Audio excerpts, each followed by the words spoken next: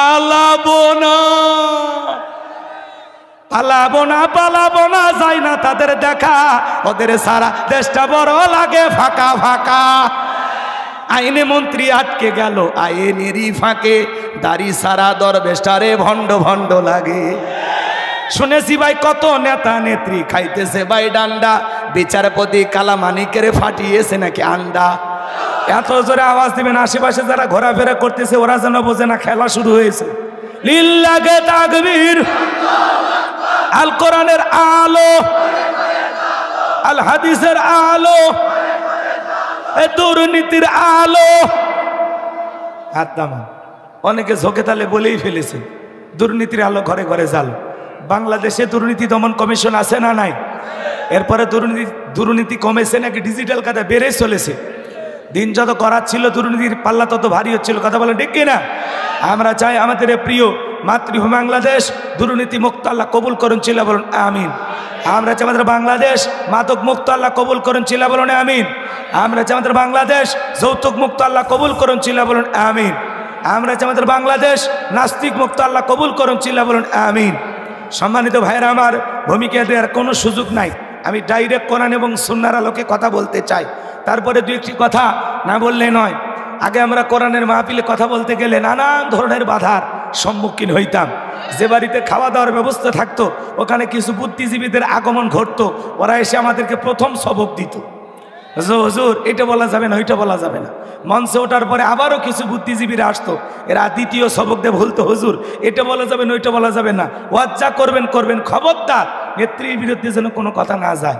এখন কি আর ওই বুদ্ধিজীবীরা আছে? টর্চ লাইট মেরেও চেহারা খুঁজে পাওয়া যাচ্ছে না। কথা বলে ঠিক কিনা? মনে রাখবেন, জালেমদের শেষ পরিণতি হলো পরাজয়, আর মাজলুমদের শেষ পরিণতি হলো বিজয়। শেষ বিজয়ের হাসি আমরাই হাসবো। কথা বলেন ঠিক কিনা? মনে রাখবেন, যুগে যুগে নবী রাসূলের দাওয়াতি কাজ করেছেন, তাদের দাওয়াতি কাজে কাফের বেঈমানেরা বাধার প্রাচীর তৈরি করে দিয়েছিলেন। এরপরে আল্লাহর পয়গম্বরেরা শত বাধার প্রাচীরকে ভেঙে আল্লাহর জমিনে আল্লাহর পথে মানুষকে দাওয়াত দিয়েছেন। কথা বলেন ঠিক কিনা?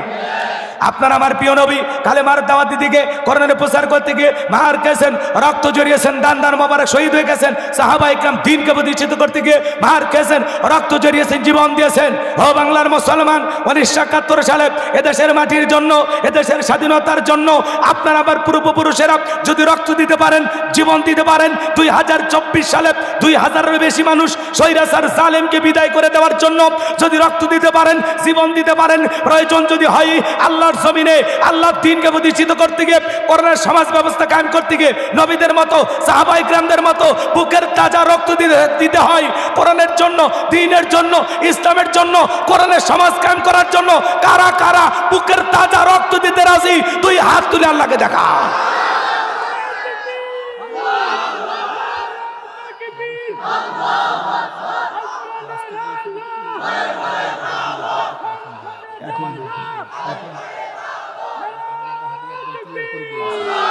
লিল্লাহে তাকবীর। হাত টান টান করে তোলেন, হাত টান টান করে তোলেন, কেউ হাত নামাবেন না। এই যে মাঝে মাঝে হাত বেঁকা দেখা যায়, দুই হাত সোজা করার শক্তি নাই। আপনি পুরুষ মানুষ, দুধ ডিম ভিটামিন ক্যালসিয়াম মাঝে মাঝে কিনে খাবেন, একেবারে দুর্বল হলে চলতে পারবেন না। হাত সোজা করেন, সোজা করেন। আমার আল্লাহ রাব্বুল আলামিন বলেন, ইন্নাল্লাহা আশতারা মিনাল মুমিনিনা আনফুসাহুম ওয়া আমওয়ালাহুম বিআন্না লাহুমুল জান্নাহ। সূরা তাওবার 111 নম্বর আয়াতে আল্লাহ রাব্বুল আলামিন জানিয়ে দিয়েছেন, নিশ্চয়ই মুমিন বান্দাদের জান মাল আমি আল্লাহ ক্রয় করে নিয়েছি, বিনিময়ে দেব জান্নাত। বলুন সুবহানাল্লাহ। তাহলে বলেন তো বাজান, আপনার আমার জীবনের মালিক কে? এই ঢাকার যুবকেরা ভালো করে বলো তো, এই জীবনের মালিক কে? প্রেম করবা আর প্রেমিকাকে পার্কে নিয়ে যা ডায়লগ দিবা, এ জীবন তোমার, তুমি শুধু আমার। ওরে হাইব্রিড যুবক, এই জীবনের মালিক কে? আপনার আমার সম্পদের মালিক কে? আল্লাহর দেয়া জীবন, আল্লাহর দেয়া সম্পদ আল্লাহর পথে খরচ করতে রাজি আছেন তো মুসলমান? রাজি আছেন তো ইনশাআল্লাহ? বাংলাদেশে দুর্নীতি দমন কমিশন আছে না নাই? এরপরে দুর্নীতি কমেছে নাকি ডিজিটাল কাজে বেড়ে চলেছে? দিন যত করাচ্ছিল দুর্নীতির পাল্লা তত ভারী হচ্ছিল। কথা বলেন ঠিক কিনা? আমরা চাই আমাদের প্রিয় মাতৃভূমি বাংলাদেশ দুর্নীতি মুক্ত আল্লাহ কবুল করুন, চিল্লা বলুন আমিন। আমরা চাই আমাদের বাংলাদেশ মাদক মুক্ত আল্লাহ কবুল করুন, চিল্লা বলুন আমিন। আমরা চাই আমাদের বাংলাদেশ যৌতুক মুক্ত আল্লাহ কবুল করুন, চিল্লা বলুন আমিন। আমরা যে আমাদের বাংলাদেশ নাস্তিক মুক্ত আল্লাহ কবুল করুন, চিল্লা বলুন আমিন। সম্মানিত ভাইয়েরা আমার, ভূমিকা দেওয়ার কোনো সুযোগ নাই, আমি ডাইরেক্ট কোরআন এবং সুন্নাহর আলোকে কথা বলতে চাই। তারপরে দু একটি কথা না বললে নয়। আগে আমরা কোরআনের মাহফিলে কথা বলতে গেলে নানান ধরনের বাধার সম্মুখীন হইতাম।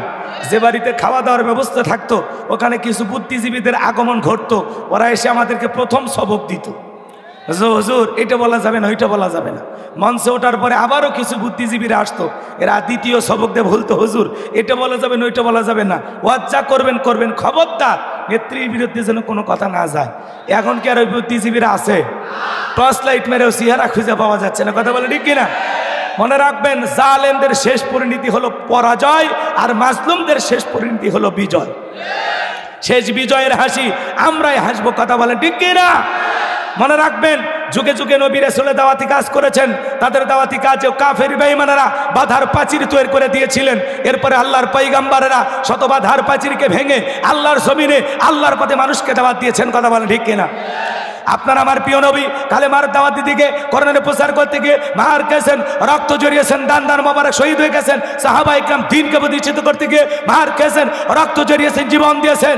ও বাংলার মুসলমান, 1971 সালে এদেশের মাটির জন্য, এদেশের স্বাধীনতার জন্য আপনার আমার পূর্বপুরুষেরা যদি রক্ত দিতে পারেন, জীবন দিতে পারেন, 2024 সালে 2000-এর বেশি মানুষ স্বৈরাচার জালেমকে বিদায় করে দেওয়ার জন্য যদি রক্ত দিতে পারেন, জীবন দিতে পারেন, প্রয়োজন যদি হয় আল্লাহর জমিনে আল্লাহর দ্বীনকে প্রতিষ্ঠিত করতে গিয়ে, কোরআনের সমাজ ব্যবস্থা কায়েম করতে গিয়ে নবীদের মতো, সাহাবা ইকরামদের মতো বুকের তাজা রক্ত দিতে হয় কোরআনের জন্য, দ্বীনের জন্য, ইসলামের জন্য, কোরআনের সমাজ কায়েম করার জন্য। কারা কারা বুকের তাজা রক্ত দিতে রাজি? তুই হাত তুলে আল্লাহকে দেখা।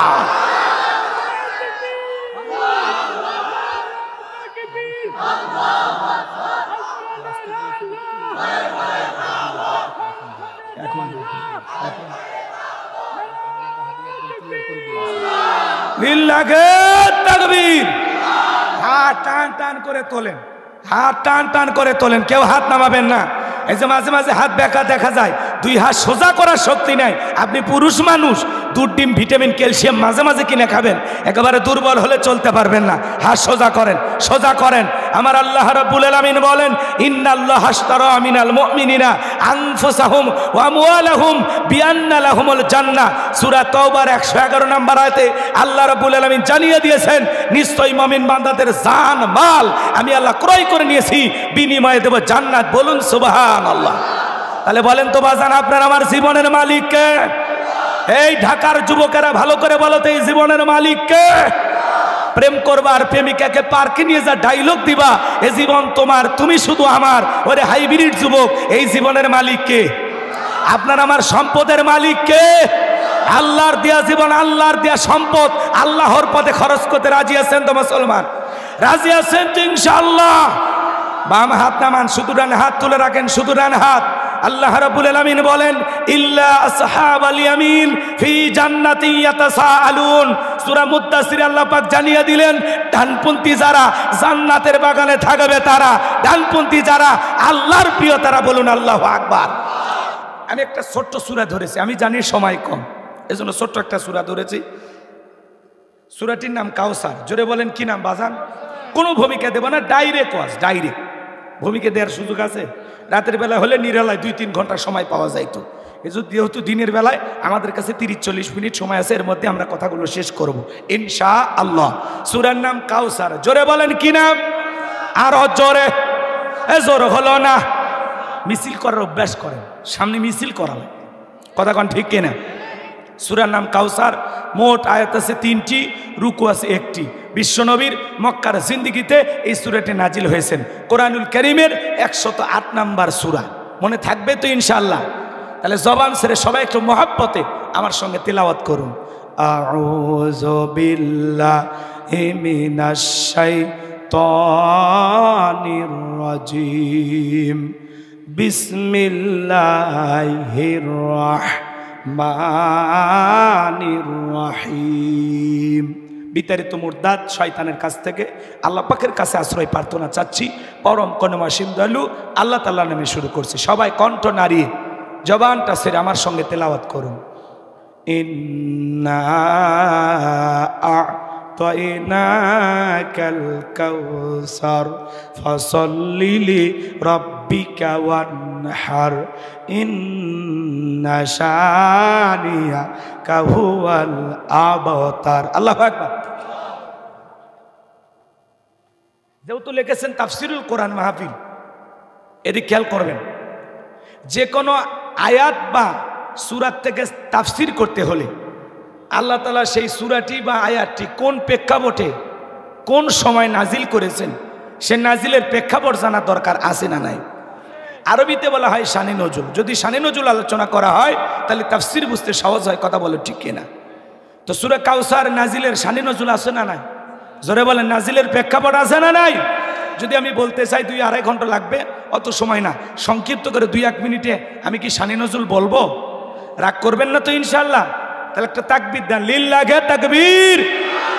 ভয় পাচ্ছেন কোনো কারণে? ভয় পাচ্ছেন? ভয়ের কোনো কারণ আছে? ভয়কে জয় করতে শেখা লাগবে। আমরা মুসলমান মাথা উঁচু করে বেঁচে থাকার জাতি, মাথা নত করে বাঁচতে চাই না। কথা বলে ঠিক কিনা? আওয়াজ দিলে পুরুষের মতো দিবেন, পারবেন তো ইনশাআল্লাহ? তাহলে একটা জোরে সোরে সবাই মিলে তাকবীর দেন, লিল্লাহি তাকবীর। আমার ভাইয়েরা, বিশ্বনবীর প্রিয় সাহাবী হযরতে আনাস রাদিয়াল্লাহু তাআলা আনহু বলেন, নবীজি কাবার হাতিমে হেলান দিয়ে বসা, আমি তাকায়া দেখি নবীজির মনটা ভীষণ খারাপ, মুখটা মলিন, চোখের কোনা দিয়া অশ্রু ঝরতেছে। হযরতে আনাস ডেকে বলেন, কিছুটা সময় অতিবাহিত হয়ে যাওয়ার পরে আমি তাকায়া দেখি আমার নবীজি মুস্কি মুস্কি হাসতেছেন। বলুন সুবহানাল্লাহ। হযরতে আনাস দেখে বলেন, নবী গো, এই মাত্র দেখলাম মনটা খারাপ, মুখটা মলিন, চোখের কোনা দিয়ে অশ্রু ঝরতেছে, আবার কেনই বা আপনি মুস্কি হাসেন? আমার নবী কেন কাঁদেন, কেন হাসেন? এর পিছনেও রহস্য আছে না নাই? নবীজি কেন কাঁদেন? কারণ হলো নবীজির ছেলে সন্তানগুলো জন্ম নেয় আর একে একে ছেলে সন্তানগুলো মারা যায়।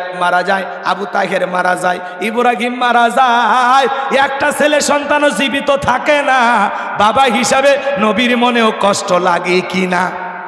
ছেলে হারানোর ব্যথা নবীজি মনে মনে কষ্ট পায়। অন্যদিকে নবীজির কাছের চাচা নাম হলো আবু লাহাব, ডেকে বলে, ভাতিজা, তোমার বংশী বাতি জ্বালানো কেউ থাকলো না, তুমি একটা লেজ কাটা, তুমি একটা নির্বংশ, তুমি একটা হাট করে। জোরে কন্যা উজুবিল্লাহ। যদিও রসুলের 4 কন্যা সন্তান জীবিত ছিল।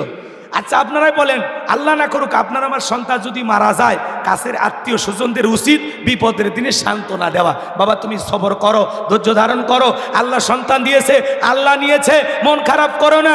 আল্লাহ যদি চায় বছর না ঘুরতে আবারও তোমাদের ঘর আলোকিত করে সন্তান দিতে পারেন, তিনি কে? কিন্তু নবীর চাচা আবু লাহাব, মনে রাখবেন, আবু জেহেলের চাইতে আবু লাহাব বেশি খারাপ। কারণ আবু জেহেলের নামে আল্লাহ সূরা দেয়নি, আবু লাহাবের নামে দিয়েছে।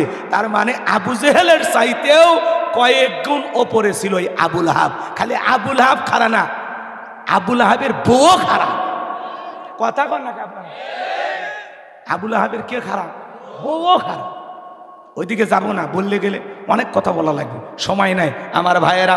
তাহলে একে তো সন্তান হারানোর ব্যথা, আপন মানুষদের সমালোচনা, নবীজির মনের কষ্ট কমে না বাড়ে? আমার ভাইয়েরা, দিল দিয়া কথাগুলো বুঝবেন। পৃথিবীর জমিনে আল্লাহ তাআলা অনেক পয়গম্বর পাঠিয়েছিলেন, তাদের সন্তানেরা জীবিত ছিল যৌবন পর্যন্ত। কিন্তু বিশ্বনবীর একটা ছেলে সন্তানও কেন যৌবন পর্যন্ত জীবিত থাকলো না? আল্লাহ তাআলা কেন তাদেরকে শিশুকালে উঠিয়ে নিলেন? এর পিছনেও কারণ আছে না নাই? নবীজির ছেলে সন্তানগুলো শিশুকালে বিদায় নেওয়ার পিছনে কারণ আছে 3টি। জোরে বলেন, কয়টি? কি সেই 3টি কারণ নবীর উম্মত হিসেবে জানতে আপনাদের আগ্রহ আছে? কারা কারা শুনতেছেন হাত তুলে দেখান তো বাজান, একটা তাকবীর দেন, লিল্লাহি তাকবীর। হাত নামান। নবীজির ছেলে সন্তানগুলো আল্লাহ তাআলা কেন শিশুকালে উঠিয়ে নিলেন? এর পিছনে কি সেই 3টি রহস্য, কি সেই 3টি কারণ? যদি আমি বলতে চাই তাহলে 3 নম্বরে আয়াতের আলোচনা শুরু করা লাগবে। আমি কি 1 নম্বর আয়াত বাদ দিয়ে 3 নম্বরে যাব, নাকি আস্তে আস্তে শুরু করা যায়? ধৈর্য আছে তো ভাই? আমার ভাইয়েরা, দিল দিয়া কথাগুলো বুঝবেন বাজান গো আমার। আশেপাশে 2-1টা মসজিদে আজান হচ্ছে, মন খারাপ করবেন না। আমরা এখানে আজান দিয়া নামাজ পড়ে তারপরে বাড়ি যাব। কি রাজি আছেন তো ইনশাল্লাহ? আমার ভাইরা দিল দিয়ে কথাগুলো বুঝবেন।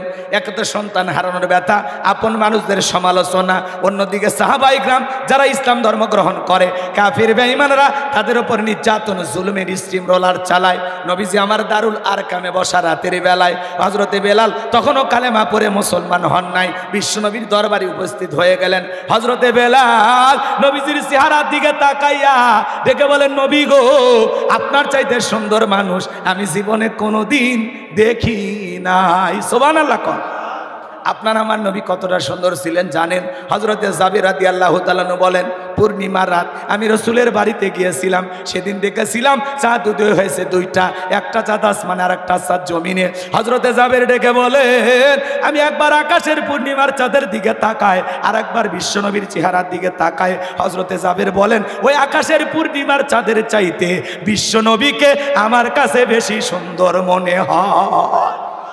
তো জোরে কন্যা সুবহানাল্লাহ। আম্মা জান আয়েশা ডেকে বলেন, যারা ইউসুফ নবীর চেহারার দিকে তাকাইয়া মিশরের নারীরা ফল কাটতে গিয়ে আঙ্গুল কেটে ফেলে দিয়েছিল, ওরা যদি আমার বিশ্বনবীর চেহারার দিকে তাকাইতো, শুধুমাত্র আঙ্গুল নয়, আঙ্গুল কাটতে কাটতে হাত কাটতে কাটতে কখন যে নিজের কলিজা কেটে দুফাক করে দিত মুহূর্তের জন্য টের পাইতো না।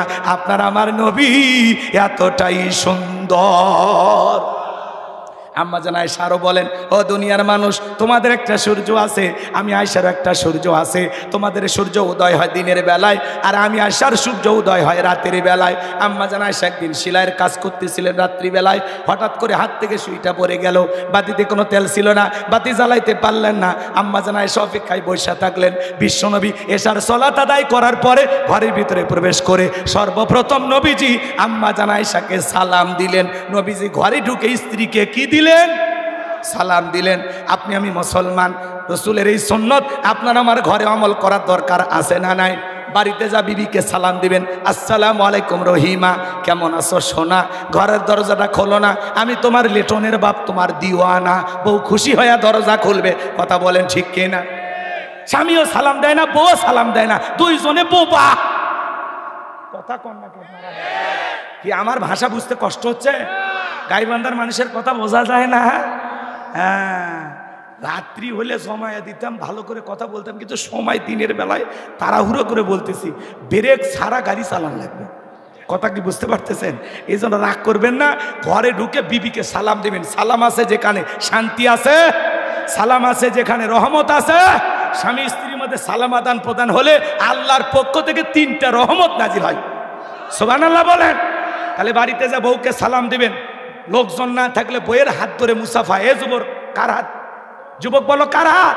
বইয়ের হাত, পাশের বাড়ির ভাবির হাত না, ধরলে ঝাঁটা দিয়ে পিটাবে। বইয়ের হাত ধরে মুসাফা করবেন। একেবারে ময়দান থাকলে কোলাকুলিও সেরে নেবেন। এক জায়গায় ওয়াজ করলাম, এক যুবক বলে, হুজুর বউকে সালাম দিতে গিয়ে শরম লাগে। আমি তখন বললাম, বিয়ে করছো? কি কোন হুজুর, 3 সন্তানের বাবা আমি তখন বললাম, স্ত্রী সবাসের একটা দোয়া আছে, তুমি কি জানো? কয় দোয়া হুজুর, ওটা দোয়া পড়ার টাইম। কথা কয় না কেন? বউক সালাম দিতে গিয়ে শরম লাগে, আমার এদিকে বাচ্চার বাবা হয়ে যায়, ফাজলামি তো আর জায়গা পান না। না, আপনার শরম যদি বেশি হইতো, আর বউয়ের তো বাচ্চা হওয়ার কথা না। কথা কন না কেন? যারা বলে বউকে সালাম দিতে গিয়ে শরম লাগে, ওটা শরম না, ওটা হলো শয়তানি। বউকে সালাম দিলে কোনো স্বামী ছোট হয় না। কথা কন। স্বামী স্ত্রীর মধ্যে সালাম আদান প্রদান হলে একে অপরের প্রতি শ্রদ্ধা, ভক্তি, বিশ্বাস, ভালোবাসা বেড়ে যায়। যেই জবান দিয়ে বউকে সালাম দিবেন, ওই জবান দিয়ে গালি দিতে পারবেন না। বউ যেই জবান দিয়ে সালামের জবাব দেবে, ওই জবান দিয়ে স্বামীকে কখনো কটাক্ষ করে কথা বলবে না। জীবনে যদি শান্তি পেতে চান, রাসূলের 4টা সুন্নত দাম্পত্য জীবন আমল করা লাগবে। জোরে বলেন কয়টি? কয়টা কথা বলবো, ওইদিকে গেলে আবার লাইন হারিয়ে যাবে। কষ্ট হয় নাকি আপনাদের? 4টা সুন্নতে শান্তি, কোনো অশান্তি থাকবে না, আল্লাহ শান্তি দেবে। কথা কোন ঠিক কিনা? তাহলে আজ থেকে সালাম চালু হবে তো ইনশাল্লাহ? কিছু করেন আর না করেন, এই কথাটা আমল করবেন তো ইনশাল্লাহ? বউকে প্রথম দিন সালাম দিলে বউ চমকে উঠতে পারে, কারে সালাম দিলাম? তখন বলবেন, শেফালি তোরই সালাম দিলাম। তখন বলতে পারে, হ্যাঁ আজকে আবার কোন হুজুরের মুরিদ নিয়া বাড়িতে ঢুকলা, সেদিনই তো মুখের গাছের কলা চুরি করলা। কথা কোন ঠিক কিনা? প্রথমে টিটকেরি মারতে পারে, দিতে দিতে অভ্যাসে পরিণত হবে। দেবেন তো ইনশাল্লাহ? আম্মা জান আয়েশা ডেকে বলেন, নবীজি সালাম দিয়ে ঘরে প্রবেশ করলেন। আমি তাকায় দেখি নবীজির চেহারার আলোতে সুইটা কই পড়ে আছে, আমি পরিষ্কার দেখতে পেয়েছি। নবীর সম্মান মর্যাদা কত জানেন? অনেক কপাল পরা মুসলমান আমরা জানি না। এক জায়গায় ওয়াজ করতে যা বললাম, ভাই বলেন তো আমাদের নবীর নাম কি? বলে হুজুর আব্দুল কাদের জিলানী। পীর সাহেবের নাম মুখস্থ রাখছে কপাল পোড়া, কিন্তু নবীজির নামটা বলতে পারে না। নবীর সম্মান মর্যাদা কত জানেন? যে নবী হ্যাঁ বললে পুরো পৃথিবীবাসীর জন্য আল্লাহ পাক হালালে পরিণত করে দেয়, যে নবী না বললে পুরো পৃথিবীবাসীর জন্য আল্লাহ পাক হারামে পরিণত করে দেয়। জমিনে পথ চললে আসমানের মেঘ এসে ছায়া প্রদান করত। যেই নবীর চেহারার ওপরে মশামাছি পরা হারাম, নবীজি ঘেমে গেলে আম্মা জানেরা রসুলের দেহের ঘামগুলো সুগন্ধি হিসেবে শিশির ভিতরে জমা রাখতেন। বিশেষ দিনে নবীজির দেহের ঘামগুলো সুগন্ধি হিসাবে ব্যবহার করা হতো। আসমানের চাঁদের দিকে ইশারা করলে চাঁদ দুই টুকরো হয়ে যায়, জমিনে পা তুললে মাওলা পাকের আরশে আজিমে পৌঁছে যায়। আল্লাহু আকবার বলেন। নবীর সম্মান মর্যাদা নিয়ে আলোচনা করলে 2-3 ঘন্টা কথা বললেও শেষ হবে না। সেই নবীর কাছে হযরত বেলাল আছে না নাই? নবীজির চেহারার দিকে তাকাইলে ক্ষুধা নিবারণ হয়ে যাইতো। হযরত বেলাল বলে, নবী গো, আপনি কালেমার দাওয়াত দেন, আমারে দয়া করে কালেমা পড়ে মুসলমান বানায় দেন। বিশ্ব নবী হযরত বেলালকে কালেমা পড়ায় দিলেন। লা ইলাহা ইল্লাল্লাহু মুহাম্মাদুর রাসূলুল্লাহ সাল্লাল্লাহু আলাইহি ওয়াসাল্লাম। নবীজি ডেকে বলে, বেলাল, ইসলামের অবস্থা এখন ভালো না, কালেমা পড়েছো, আপাতত প্রকাশ করা যাবে না। ইসলামের অবস্থা সবসময় ভালো থাকে। কথা বলেন। ঢাকার মানুষের আওয়াজ এত আসতে কেন? বলেন তো, আজও পৃথিবীর দিকে তাকায় দেখেন, তাম পৃথিবীর জালেমদের টার্গেট ইসলাম আর মুসলমানকে বিদায় করা। আজও ফিলিস্তিনিতে মুসলমানের রক্ত নিয়ে খেলা করা হয়, ছোট্ট নিষ্পাপ শিশুর বুকে পর্যন্ত ওরা গুলি চালায়। এই ইহুদিরা হলো পৃথিবীর সবচাইতে নিকৃষ্ট জাতি। এদের ভিতরে কোনো মায়া দয়া নাই। পশুর ভিতরে মায়া দয়া আছে, কিন্তু ইহুদির বাচ্চাদের ভিতরে কোনো মায়া দয়া নেই। এরা হাসপাতাল থেকে মসজিদ, শিশু থেকে বৃদ্ধ পর্যন্ত কেউ এদের হামলার থেকে বাঁচে না। এরা এত খারাপ। কথা কন। আজও কাশ্মীরে মুসলমানের রক্ত ঝরে, ফিলিস্তিনিতে মুসলমানের রক্ত ঝরে, চীনের উইঘুরে মুসলমানকে আজও হত্যা করা হয়, আজও ভারতে গরুর গোশত খাওয়ার অপরাধে মুসলমানের উপরে নির্যাতন ও জুলুম চালানো হয়। মনে রাখবেন, এই পৃথিবীর জমিনে অনেক বড় বড় জালেমকে আল্লাহ পাক বিদায় করেছেন।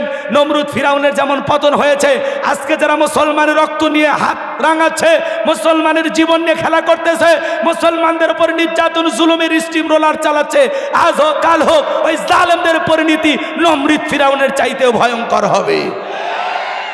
আমরা নিজেরা দেখেছি,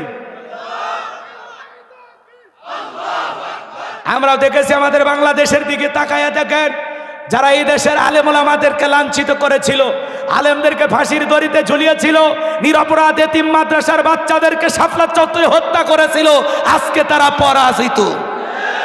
যারাই মুসলমানের রক্ত নিয়ে খেলা করবে, আলেমদের উপরে নির্যাতন জুলুম চালাবে, মনে রাখবেন মুসলমানের সাথে আছে কে?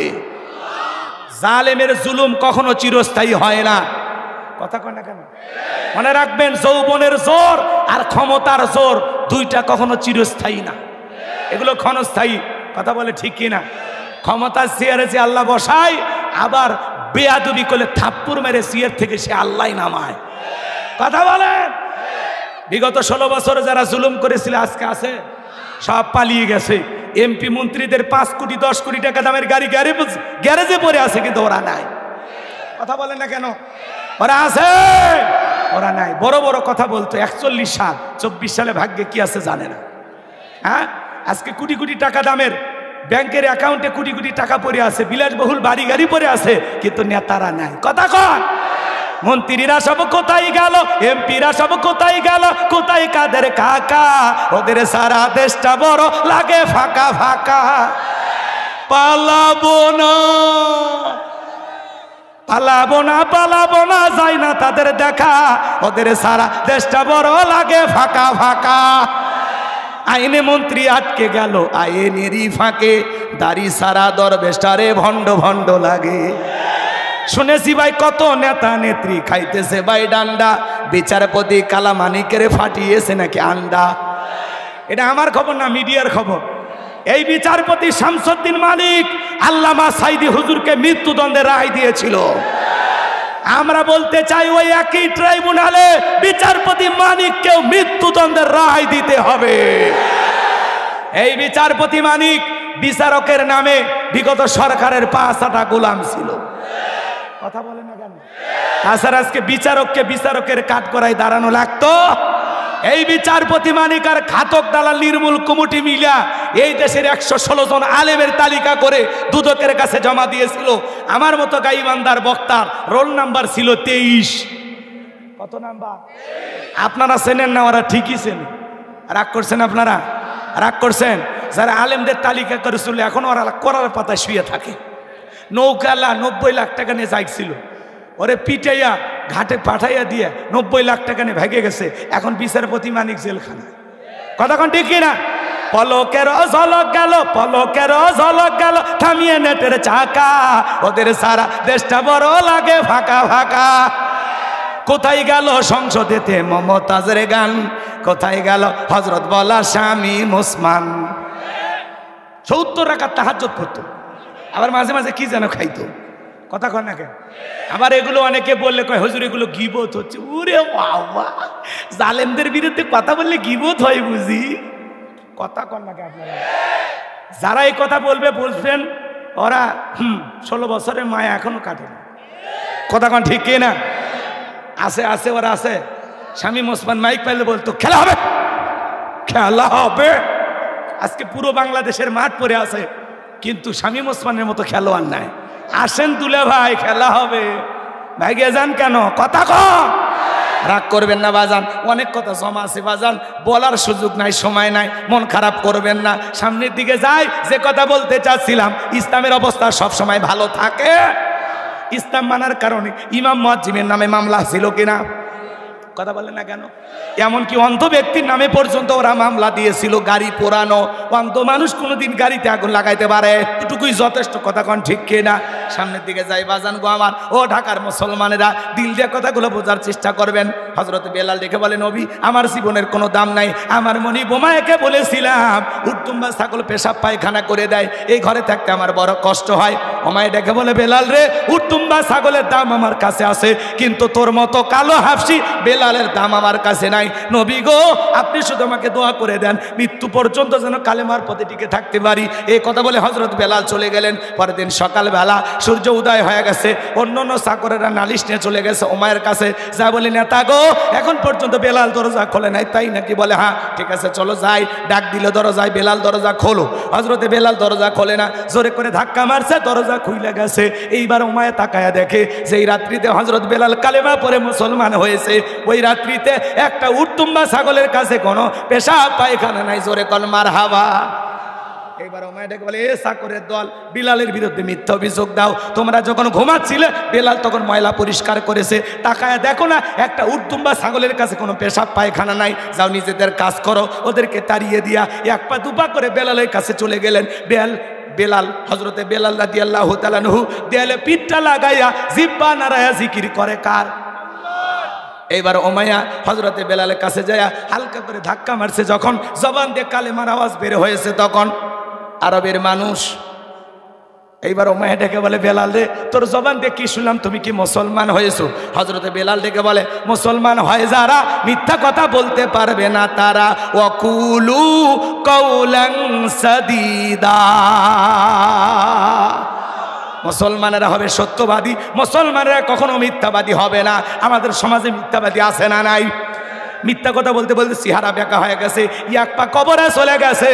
ভরা পেটও মিথ্যা বলে, খালি পেটও মিথ্যা বলে। মিথ্যা না বললে ওদের পেটের ভাত হজম হইতো না। মিডিয়ার সামনে এসে অনারকল মিথ্যা কথা বলতো। হেলিকপ্টার দিয়ে পানি দিয়েছি, আজকে রিপোর্ট বের হয় হেলিকপ্টার দিয়ে পানি না গুলি মারছে। এজন্য র্যাবের মহাপরিচালক দুঃখ প্রকাশ করতেছে। কি বলে? খালি নেত্রী ছিল না, অভিনেত্রী ছিল। হ্যাঁ, ভয় পাচ্ছেন নাকি? গাইবান্ধা থেকে এসে ভয় করেন। আপনি কিসের ভয় করেন? কার ভয় করেন? যারা পালিয়ে যায় এরা কখনো সাহসী হয় না। কথা কন। সাহসী যারা এরা লড়াই করে, জীবন দেয়, পালায় না। ঈশ্বর চাচাকে বলতেন সৈরাচা, ঈশ্বর চাচা পদত্যাগ করে জেলে গেছে, দেশ ছাড়েনি, বাপের বেটা। বেগম খালেদা জিয়া জেলে গেছেন, এখনো অসুস্থ হয়ে দেশে পড়ে আছেন, দেশ ছাড়েনি, বাপের বেটি। আর আপনি নিজের মুখে বলতেন আমি পালাবো না। গেলেন কেন? আমাদের জন্য মায়া ছিল না? এভাবে চলে যাওয়া ঠিক হয়নি আপনার।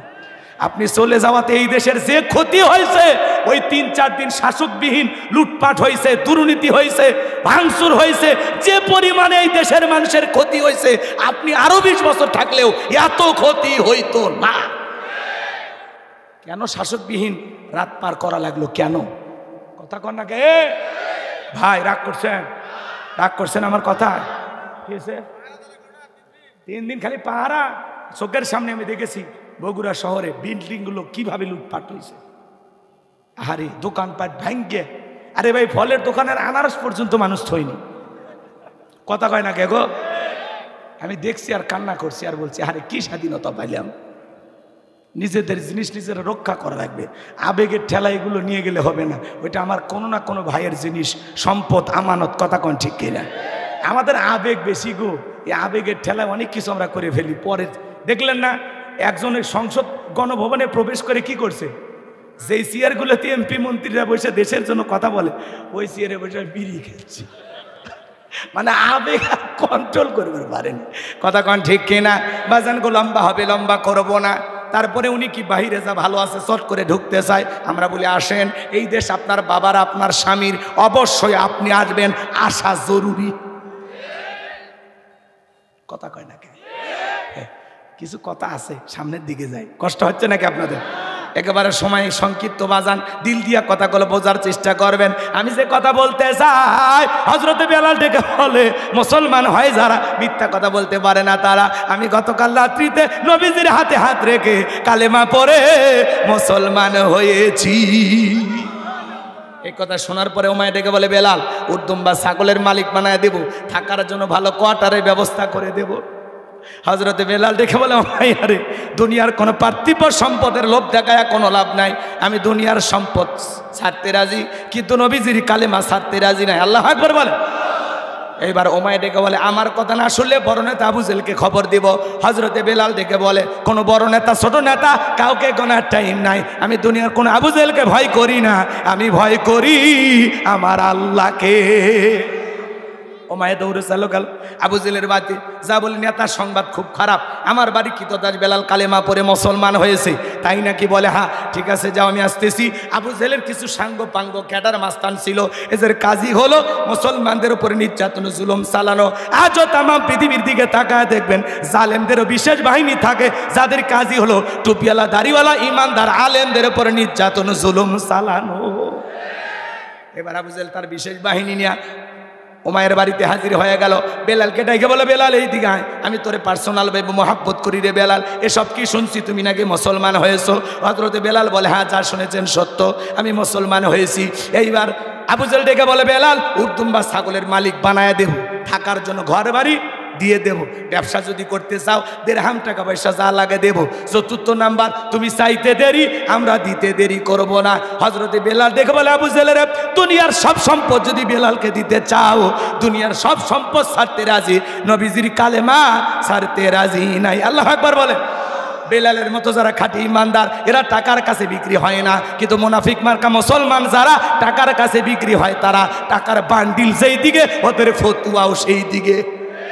টাকার জোরে ওদের ফতুয়া করে, টাকা পাইলে বৈধকে অবৈধ বলতো, অবৈধকে বৈধ বলে চালিয়ে দিত। এক প্যাকেট বিরিয়ানি আর ডিম পাইলে কয় ম্যাডাম আপনি যান না। তুই কথা কয় না, কথা কয় না। মন খারাপ করেছেন বাজান গো আমার। এইবার আবু জেহেল ডেকে বলে বেলাল রে সোজা আঙুলে ঘিউ না উঠলে আঙুলে একটু বাঁকা করা লাগবে।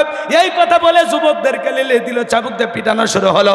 চাবুক দিয়ে পিটাইতে পিটাইতে কালো চামড়াগুলো ফেটে রক্ত ঝরতে লাগলো।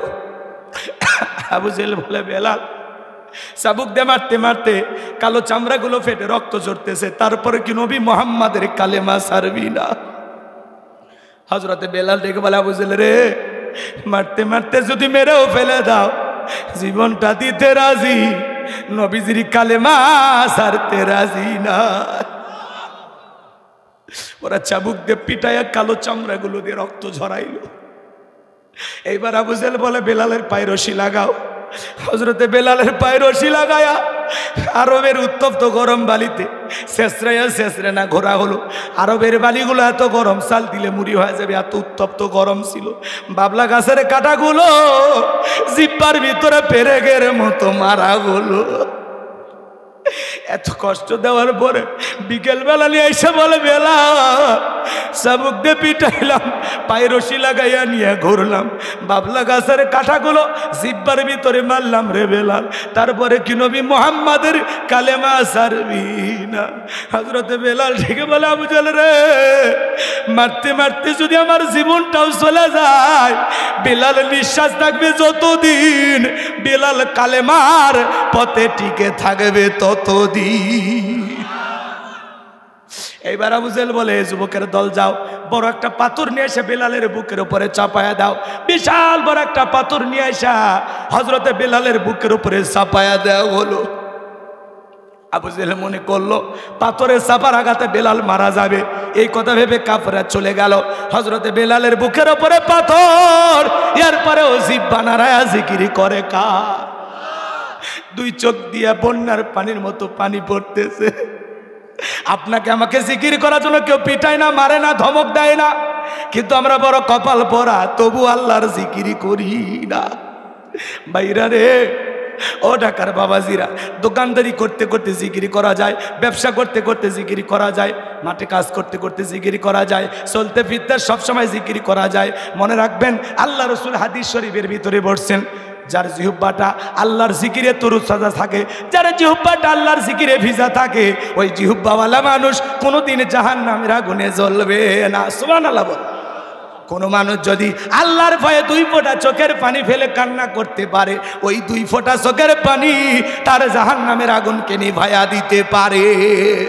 এই জন্য আল্লাহ বলেন, ফাযকুরুনি আযকুরুকুম ওয়াশকুরুলি ওয়ালা তাকফুরুন। বান্দারে, তোমরা আমি আল্লাহকে স্মরণ করো, আমি আল্লাহ তোমাদেরকে স্মরণ করব। কৃতজ্ঞতা প্রকাশ করো, অকৃতজ্ঞ হয়ো না। এজন্য জবানে সব সময় জিকিরি করব। কার? জিকির করার জন্য আলাদা সময় লাগে না, ওযু করা লাগবে না, জবান সব সময় পবিত্র জিকির করবেন। সুবহানাল্লাহ, আলহামদুলিল্লাহ, আল্লাহু আকবার, লা ইলাহা ইল্লাল্লাহ স্মরণ করব তো ইনশাআল্লাহ। হযরতে বেলাল জিহ্বা নাড়া জিকির করে আর কাঁদে আর বলে, আল্লাহ তুমি তো সেই আল্লাহ, ইব্রাহিমের জন্য যদি নমরুদের আগুনকে ফুলের বাগান বানায় দিতে পারো, আল্লাহ তুমি কি পারো না? আমি বেলালের বুকের উপরে পাথর থাকার কারণে তোমার মতো মালিকের জিকির করতে বড় কষ্ট হয়, আল্লাহ তুমি কি পারো না বেলালের বুকের পাথরটাকে তুলার মতো নরম বানায় দিতে? হযরতে বেলাল দোয়া করতে দেরি, আসমানের মালিক আল্লাহ দোয়া কবুল করতে দেরি করে নাই, বেলালের বুকের পাথরটাকে আল্লাহ তুলার মতো নরম বানিয়ে দিয়েছে। বেলালের নিঃশ্বাসের সাথে পাথর ওঠে আর নামে। সুবহানাল্লাহ বলেন। এজন্য আপনি যখন আল্লাহর হয়ে যাবেন, আল্লাহর কাছে যা চাইবেন আল্লাহ তাই দেবে। শোনেন শোনেন বাজান, এই যখন ইসলামের অবস্থা, একদিকে সন্তান হারানোর ব্যথা, আপন মানুষদের সমালোচনা, সাহাবায়ে কেরামদের উপর নির্যাতন, জুলুম, ওই সময় নবীজির মনটা ভীষণ খারাপ। নবীর যখন মন খারাপ, নবীকে সান্ত্বনা দেওয়ার দায়িত্ব কার? আর একটু জোরে বলেন কার? আমার আল্লাহ ডেকে বলে, জিবরাইল, আমার বন্ধুর মা নাই, বাবা নাই রে, আমি ছাড়া আমার বন্ধুর কেউ নাই রে জিবরাইল। আমার বন্ধুর মনটা হয়েছে ভারী, আমি আল্লাহ সইতে নাহি পারি। এ জিবরাইল, যা লাহু মাহফুজ থেকে সূরা কাউসার নিয়ে যায় আমার বন্ধুর ওপরে নাজিল কর তাড়াতাড়ি। আল্লাহু আকবার বল। আমার নবী ডেকে বলে, আনাস, আমার মনটা কেন খারাপ তোমরা জানো? কিন্তু আমার মুস্কি হাসি দেওয়ার কারণ হলো, এই মাত্র আসমান থেকে জিবরাইল এসে আমার উপরে সূরা কাউসার নাজিল করলো। নবীজি তখন আনন্দে আত্মহারা হয়ে সাহাবায়ে কেরামদেরকে শোনায়া দিলেন, ইন্না আ'তাইনাকাল কাউসার ফাসাল্লি লিরাব্বিকা ওয়ানহার, ইন্না শানিয়াকা হুয়াল আবতার। আল্লাহু আকবার। এক নম্বর আয়াতে আল্লাহ তাআলা বলেন, ইন্না আ'তাইনাকাল কাউসার, অবশ্যই আমি আল্লাহ পাক আপনাকে হাউজে কাউসার দান করেছি। ইন্না আ'তাইনাকাল কাউসার, নিশ্চয়ই আমি আল্লাহ পাক আপনাকে হাউজে কাউসার দান করেছি। পৃথিবীর অন্য কোন নবী রাসূলকে আল্লাহ পাক হাউজে কাউসার গিফট করেন নাই, আপনার আমার নবীকে আল্লাহ পাক হাউজে কাউসার দান করেছেন। সুবহানাল্লাহ বলেন।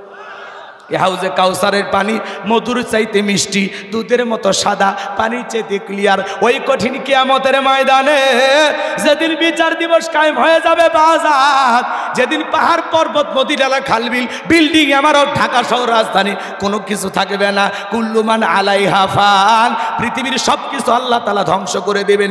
ওই দিন বেঈমানদের জিহ্বা কুকুরের মতো চলে আসবে নাভি পর্যন্ত, সূর্য সহাত মাথার উপরে চলে আসবে, জমিনটা তামার জমিন হয়ে যাবে। যেদিন মা তার সন্তানের পরিচয় দেবে না, স্বামী স্ত্রীর পরিচয় দেবে না, ভাই ভাইয়ের পরিচয় দেবে না, যেদিন আল্লাহর আরশের ছায়া ছাড়ার কোনো ছায়া থাকবে না, ওই ছায়ার ভিতরে আল্লাহর শাস্ত্রীয় মানুষকে ছায়া দান করবে। সেখানে আল্লাহর ভিআইপি বান্দারা আল্লাহর ছায়া পাইয়া কিয়ামতের ফাইনাল খেলা উপভোগ করবেন। জোরে বলেন মারহাবা। দরকার নেই, দরকার নেই। হাইরে এলে মিডিয়াতে পৃথিবীর অন্য রাষ্ট্র দেখবে আর বলবে হাইরে বাংলাদেশ এত গরিব এখনো হাত পাকাতে হুজুরক বাতাস করতেছে। দরকার নাই বাবা, আমি ইজ্জত রাখো, ইজ্জত রাখো। রাগ করতেছেন আপনারা? এগুলো দেখতে দৃষ্টিকটু লাগে না? এগুলো কি এখন চলে? খুব মহব্বত করলে সাইড থেকে ফ্যান দেন। আমি হয়তো বলতেছি না, একটু ঘামে যায়, টাকাটা হালাল করা লাগবে। কথা কয় না? কষ্ট হচ্ছে আপনাদের? হ্যাঁ ভাই কি বলবো, রাত পাইলে আপনাদেরকে আলোচনা প্রাণ ভরে শুনাই তো কষ্ট হয়, কষ্ট হয়। একটা তাকবীর দেন না বাজান, লিল্লাহে তাকবীর। আমার ভাইয়েরা ভালো করে বোঝার চেষ্টা করবেন বাজান। ওই কঠিন কিয়ামতের ময়দানে মানুষ দলে দলে বিশ্ব নবীর কাছে যাবেন হাউজে কাউসারের পানি পান করার জন্য। কিছু মানুষের সামনে আল্লাহ তাআলা চোখের উপরে পর্দার আবরণ তৈরি করে দেবেন। আমার নবী তখন ডেকে বলবেন, আল্লাহ সংখ্যায় আমি আমার অনেক উম্মতকে দেখতে পাইলাম, কেন জানি কমে গেল, আমি বুঝতে পারলাম না। আমার আল্লাহ ডেকে বলে, বন্ধু পাইকারি দরে সবাইকে আপনি হাউজে কাউসারের পানি পান করাইতে পারবেন না। দুনিয়ার জীবনে দুইটা অপরাধ করেছিল যারা, হাউজে কাউসারের পানি পাবে না তারা। কয়টা অপরাধ? দুইটা অপরাধ। কি কি জানার দরকার আছে না নাই? এবার দিল দিয়ে কথাগুলো বোঝেন। নবীজি হাউজে কাউসার পিয়ালা নিয়ে দাঁড়িয়ে থাকবেন। শোনেন শোনেন, হযরত আবু বকর সিদ্দিক পিয়ালাগুলো ভরাইয়া দিবেন, মাঝখানে দাঁড়িয়ে থাকবেন হযরত ওমর। হযরত ওমর বিশ্ব নবীর হাতে দিবেন, আর নবীজি তার আদরের উম্মতদেরকে খুঁজে খুঁজে হাউজে কাউসারের পানি পান করাবেন। রাসূলের হাতে এক পেলা হাউজে কাউসারের পানি পান করলে জান্নাতে ঢোকা পর্যন্ত তার আর তৃষ্ণা লাগবে না। বলুন সুবহানাল্লাহ। কিয়ামতের কঠিন দিন একদিন হবে 50,000 বছরের সমান। তাহলে ওই কঠিন দিনে নবীজির হাতে হাসরের ময়দানে খালি পানি পানি হলে মানুষ চিৎকার মারবে বাজান। নবীজির হাতে ওই দিন হাউজে কাউসারের পানি কারা কারা পান করতে চান? দুইটা হাত তুলে আল্লাহকে দেখা। আল্লাহ আমাদের সবাইকে কঠিন কিয়ামতের ময়দানে নবীজির হাতে হাউজে কাউসারের পানি পান করা তৌফিক দান করুন। জোরে বলুন আমিন। আর একটু জোরে বলুন আমিন। আল্লাহ সেই সৌভাগ্যবান ব্যক্তিদের তালিকা আমাদের নামগুলো কবুল করেন। হাত নামান। পানি চাইলেন আর পাইলেন, অত সহজ কথা কয় না কে ভাই? আমার কথা কি বোঝেন? আমার ভাষা একটু কম বেশি হতে পারে, উত্তরবঙ্গের মানুষ, আমার বাড়ি গাইবান্ধা, একেবারে গরিব এলাকায় বাড়ি। কষ্ট হয়, কষ্ট হয় বাজান। শোনেন শোনেন শোনেন শোনেন শোনেন, হাউজে কাউসারের পানি চাইলেই পাওয়া যাবে না, এর জন্য কষ্ট করা লাগবে। আমি আপনাদের এলাকায় আসলাম, উদাহরণ দিয়ে কথা বললে ভালোই তো, কিন্তু ওইদিকে সময় না। একটা ছেলের হাতে কিছু চকলেট দিয়ে বললাম, বাবা এক বাতা পানি আনো। ওই ছেলেটা চকলেট পায়ে মারছে দৌড়, মাঝপথে আচার খাইয়ে পইরে গেছে, হাঁটু ছিলে গেছে, রক্ত বের হয়ে গেছে। চকলেট থাকার কারণে উইটে পানি ভইরে বদনা নিয়ে আমার সামনে হাজির। আমি তখন বললাম, বাবা এই পানিটার দিকে মাঝপথে পুড়ে গেছো, আচার খাইছো, ব্যথা পাইছো, রক্ত বের হয়েছে। তখন ওই চকলেট থাকার খুশির কারণে বলতেছে, আমি এরকম কত পড়ে যাই, আমার কিছুই হয় না। কথা কন না কেন? ওই কঠিন কিয়ামতের ময়দানে নবীজির হাতে এক পেলা হাউজে কাউসারের পানি আর আল্লাহর আরশের নিচে ছায়া যদি ভাগ্যে জুটে যায়, কিয়ামতের কঠিন দিন তাদের কাছে কঠিন হবে না, আল্লাহ সহজ করে দেবে। এখন হাউজে কাউসারের পানি চাইলেন আর ভাইলেন, একটু কাজ করা লাগবে, ঠান্ডা পানিতে উজু বানায় নামাজ পড়া লাগবে। হঠাৎ করে দেখবেন যারা পুরাতন মুসল্লি, কেউ হঠাৎ করে নামাজ ধরছে, তখন ওই পুরাতন মুসল্লিরা নতুন মুসল্লিদের কিনে ঠাট্টা বিদ্রুপ করে। আজকে সূর্য কোন দিকে উঠছে? উত্তর পাড়ায় বাদশা দিকে মসজিদে নামাজ পড়বি না আবার 2 দিন পরে সাইরে দিবি, সমালোচনা করে নাকি? আপনাদের এলাকায় করে না? আরে ভাই আপনি তো দাওয়াত দিয়ে 5 জনকে মসজিদে আনতে পারেন না, হঠাৎ করে কেউ নামাজ ধরছে, দোয়া করেন, ভাই তোমার জন্য দোয়া করি, আল্লাহ যেন মৃত্যু পর্যন্ত তোমাকে মসজিদে এসে সিজদা দেওয়ার তৌফিক দান করেন। তুমি নামাজ ধরছো ভাই, এইটা দেখে কি যে খুশি হয়েছে আমি ভাই। নামাজ পড়ে চলো 2 বন্ধু একসাথে চা খাই। কথা কন। যুবক বয়সে একটু দাড়ি রাখছে, ওইটা নিয়ে সমালোচনা করে। কথা কয় না? এই বয়সে বুড়ার ভাব ধরলি, কথা কয় না গো। আবার বাড়িতে স্ত্রীকে একটু বাইরে গেছে, ভাবিকে দেখে বলে, ভাবি আসসালামু আলাইকুম, সাথে চাচার খবর কি? বউ বলে, তোমার সাথে বাইরে যাওয়া যাবে না, আমার ডাকে ভাবি আর তোমার ডাকে চাচা। কথা কয় না? কথা কয় না? যে বউ রসুলের সুন্নত দাড়িকে মহব্বত করে না, ওই বউ আপনাকে 100% ভালোবাসা দিতে পারে না। দাড়িওয়ালা পুরুষের কি যে গুণ, এই নারীরা বোঝে না তো। কথা কর, আমরা দাড়ি রাখছি মদিনাওয়ালাকে মহব্বত করে ভালোবাসা। দাড়ি হলো পুরুষের সৌন্দর্য, এটা এমন একটা সুন্নত খোলা যায় 24 ঘন্টা লাগিয়ে থাকে। আহা, কথা কন না কে? কি বইয়ের কথা শুনে দাড়ি কাটবেন? খবরদার, এই ভুল করবেন না। আল্লাহ হেদায়েত দান করুক। আরেকটু জোরে বলেন আমিন। মন খারাপ করেছেন বাজান গো আমার। দাড়ি রাখলে অনেকে মনে করে বিশাল বয়স হয়ে গেছে। আমি একবার আমার বউকে নিয়ে মার্কেটে গেছি, দোকানদার বলে, হুজুর আপনার মেয়ে কি কি চয়েস করে আপনি বলেন। আমি বলে, মেয়ে না রে, ওটা আমার ঘরের প্রধানমন্ত্রী। খেপাস না, বাড়িতে গেলে আগুন জ্বালাবে। কথা কন ঠিক খেয়ে না? বাজান গো লম্বা আমি করবো না, যে কথা বলতে চাচ্ছিলাম, হাউজে কাউসারে পানি পান করতে গেলে কাজ করতে হবে দুইটা আঙ্গুল তুলে বলেন তো, কাজ করতে হবে কয়টি? আরো জোরে। আল্লাহ তাআলা সেটা 2 নাম্বার আয়াতে জানিয়ে দিলেন। জবান ছেড়ে সবাই বলুন, ফাসল্লিলি রব্বিকা ওয়ানহার। বলেন, ফাসল্লিলি রব্বিকা ওয়ানহার। 1 নাম্বার হলো ফাসল্লিলি রব্বিকা, রবের উদ্দেশ্যে সালাত আদায় করা লাগবে। নামাজ হবে একমাত্র কার জন্য? আরেকটু জোরে বলেন, কার জন্য? قل إن صلاتي ونسكي ومحياي ومماتي لله رب العالمين। সূরা আনাম আয়াত নাম্বার 162। আল্লাহ তাআলা ডেকে বলেন, নবীজি আপনি বলুন, আমার নামাজ, আমার কুরবানি, আমার জীবন, আমার মরণ লিল্লাহি রাব্বিল আলামিন, আসমান জমিনের প্রতিপালকের জন্য। তাহলে মুমিন জীবনের সব ইবাদত হবে আল্লাহ তাআলাকে রাজি খুশি করার জন্য। 5 ওয়াক্ত সালাত আদায় করে, নফল না ফরজ? আর একটু জোরে বলেন। জুমার নামাজের দিনে মসজিদে জায়গা হয় না, আসর মাগরিব এশা ফজরে লোক পাওয়া যায় না, কারণ কি? নবীজির জামানায় ফজরের নামাজ ও মসজিদ যেরকম কানায় কানায় পূর্ণ ছিল, জুমার নামাজের একই দৃশ্য, মসজিদ কানায় কানায় পূর্ণ ছিল। কথা কন ঠিক কিনা? পায়ে হাত দিয়ে অনুরোধ করে বলে যাই, বাজান 5 ওয়াক্ত সালাত আদায় করা ফরজ, এটা নফল না, এটা কি? আর একটু জোরে কন, কি? ফাসল্লিলি রব্বিকা, রবের উদ্দেশ্যে সালাত আদায় করা লাগবে। কদ আফলাহাল মুমিনুন আল্লাযীনা হুম ফি সালাতিহিম খাশিউন। অবশ্যই মুমিনেরা সফল যারা নিজেদের সালাত বিনয়ের সহিত, নম্রতার সহিত আল্লাহর ভয় নিয়ে আদায় করে। আপনি আমি সালাত আদায় করব কার ভয়ে? নামাজ যদি নামাজের মতো আদায় করতে পারেন, সালাত যদি সালাতের মতো হয়, আল্লাহ বলেন, ফালিয়াবুদু রাব্ব হাযাল বাইত আল্লাযী আত'আমাহুম মিন জু' ওয়া আমানাহুম মিন খাউফ। আল্লাহ বলেন, এই ঘরের মালিকের ইবাদত করো। ইবাদত যদি ইবাদতের মতো হয়, বান্দারে 5 ওয়াক্ত সালাতে মাথা নত করে আমি আল্লাহকে যদি সিজদা দিতে পারো, আমি আল্লাহ তোমাদেরকে 2টা জিনিস দেব। 1 নাম্বার, রিজেকের ব্যবস্থা করে দেব। বলেন তো বাজান, রিজেক দেওয়ার মালিক কে? যে বান্দা 5 ওয়াক্ত সালাতে মাথা নত করবে, ওই বান্দাকে রিজেক দেবেন কে? আরো জোরে বলুন, কে? তামাম পৃথিবীর সকল মাখলুককে রিজেক দেন কে? ওয়া মা মিন দাব্বাতিন ফিল আরদি ইল্লা আলাল্লাহি রিজকুহা। আল্লাহ বলেন, পৃথিবীতে এমন কোন বিচরণশীল প্রাণী নাই যার রিজেকের ব্যবস্থা আমি আল্লাহ আসমান থেকে করি না। তাহলে রিজেক দেওয়ার মালিক আল্লাহ। আল্লাহ বলেন, 2 নাম্বার, সকল ভয় থেকে আমি আল্লাহ নিরাপত্তা দেব।